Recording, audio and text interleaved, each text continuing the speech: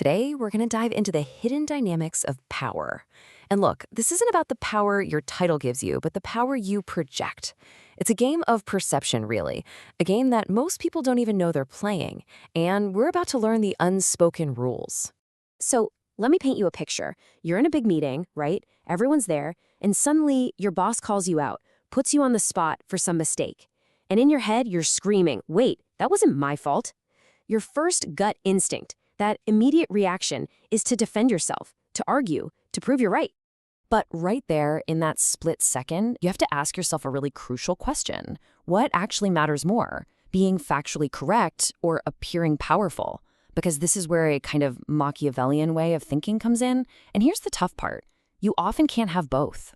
And this is where it gets really interesting when you look at the comparison. The moment you start arguing to prove you're right, you look defensive. You actually look weak, like you're crumbling under the slightest bit of pressure. But if you stay calm, totally composed, and just decide, I'll deal with this later in private, you project total control. You look unshakable. And this quote, wow, it just perfectly sums up the whole idea. In the public arena, what people see becomes the reality. The audience, your colleagues, they don't have all the facts. They don't really care who is right or wrong. What they see and what they will remember is how you reacted to the pressure. So let's get into our first section here. We're going to call it the perception trap. This is all about why what you meant to do doesn't matter nearly as much as how you look while doing it. It's where we cover the first big don'ts that get so many people stuck. Okay, so the first 3 rules are all about controlling your own story. It really starts with what you don't say. Rule 1, you never complain. Rule 2, you never ever reveal your insecurities. And rule 3, you don't talk a big game about your plans before you've actually done anything. Let's see how this plays out in the real world. I mean, we all know that one coworker, right? The person who's always complaining about their workload or the boss or their pay.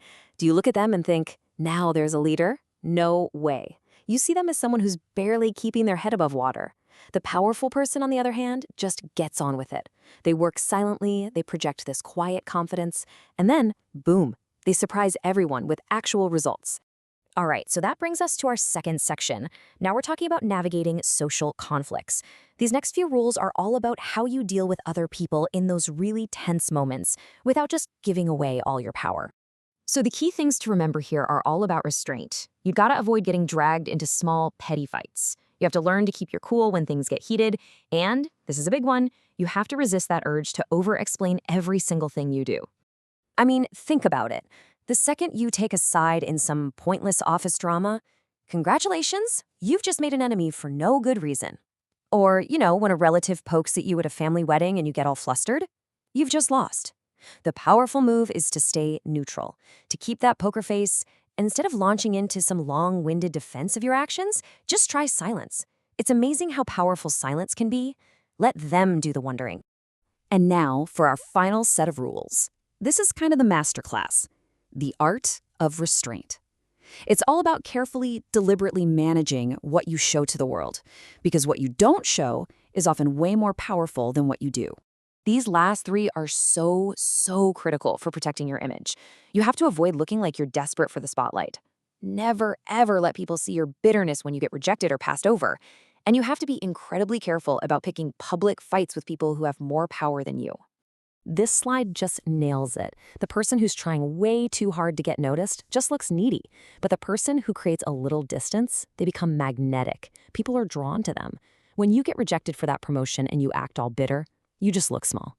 But cool indifference, that makes you look strong, like it was no big deal anyway. And attacking your boss in public, that's just putting a target on your own back. The real player waits and waits for the perfect moment. Okay, so we've spent a lot of time on what not to do. That's defense. But that's not enough, is it? Now we're going to flip the script. Let's talk about the powerful habits you can actively build to replace those weak ones. It's time to play some offense. Okay, first up, instead of complaining, you're going to practice what we'll call silent endurance. When you can take the heat, when you can handle pressure without cracking, it creates this mystery around you. People can't read you, and that's intimidating. They start to wonder, what are they thinking? What's their next move? Next, instead of revealing your insecurities, you're going to use calculated ambiguity. So instead of saying, I have no idea what to do, you might say something like, I'm exploring a few different angles on this. See what that does?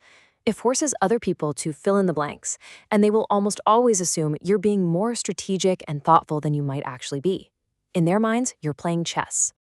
And finally, instead of chasing attention, you're going to create calculated distance.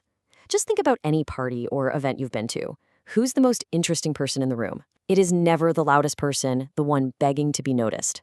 It's the one who seems calm, observant, and a little bit removed from it all.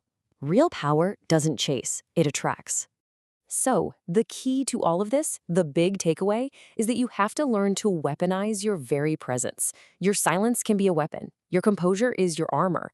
And your timing, knowing exactly when to speak, when to stay quiet, and even when to leave a room, that is everything. So let's just do a quick lightning round, a recap of the 9 big public don'ts. It's about what you say, how you react, and the image you project. So no complaining, no revealing insecurities, no boasting, don't take sides, don't seek attention, and don't break under pressure. And finally, no over-explaining, no showing bitterness, and no public attacks on the powerful. You got to internalize these. And all of this brings us to this final, really powerful idea. The person who can't be figured out, the one who remains a bit of a mystery, well, that's the person who can't be controlled. And in the game of power, the person who can't be controlled is either feared or they are followed. So as we wrap this up, I'm going to leave you with a question. Looking back at all of these ideas, all these rules, which one of them hits home for you? Be honest. Which unspoken rule are you going to start working on, going to start mastering first?